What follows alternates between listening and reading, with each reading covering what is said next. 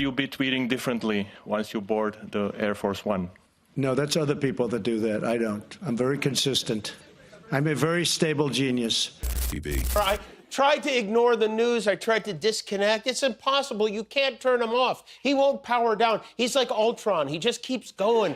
Every day, it's something crazier than the next. I made a list. This is all in the last 2 months. I made you a quick list. I will run through it. He paved over the Rose Garden. He's building a golden ballroom at the White House. He's planning a UFC fight at the White House. When Donald Trump mocked Harvard graduates again, Jimmy Kimmel decided to clap back. Not with jokes, but with receipts.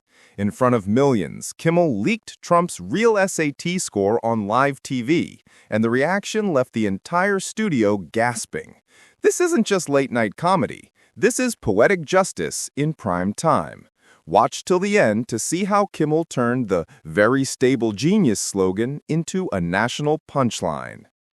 Imagine this, the whole country watching as a late-night comedian uncovers a secret that's been buried for half a century, a secret that cuts right through the golden image of America's self-proclaimed stable genius. Jimmy Kimmel didn't just tell a joke that night, he detonated one.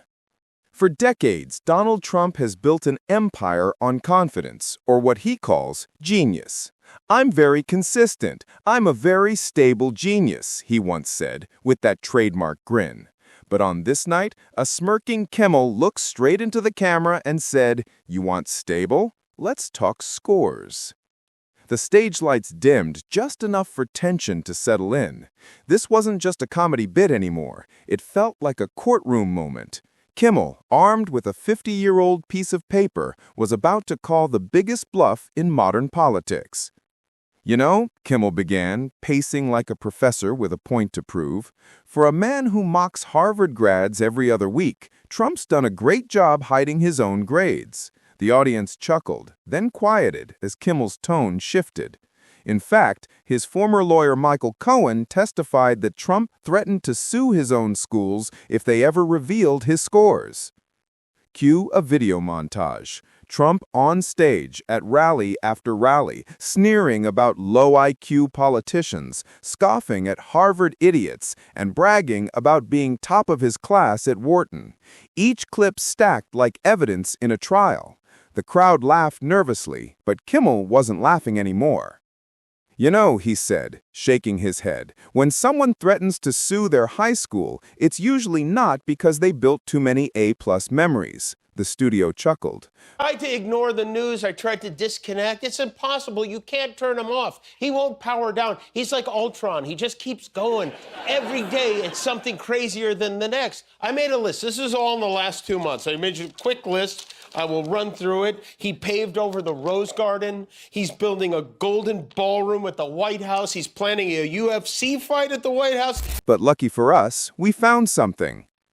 A drum roll began softly in the background. After months of digging through dusty archives, bribing librarians with donuts, and Guillermo somehow ending up in New Jersey, we did it. Kimmel turned toward the giant screen behind him. "Ladies and gentlemen, tonight we present the official 1965 SAT scorecard of Donald J. Trump." Gasps, real ones.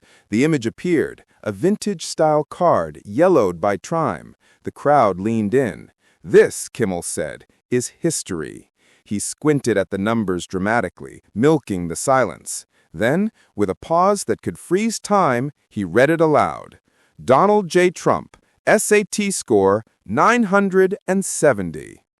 For a heartbeat, you could hear nothing but stunned laughter. Then the entire studio exploded. Gasps, cheers, disbelief.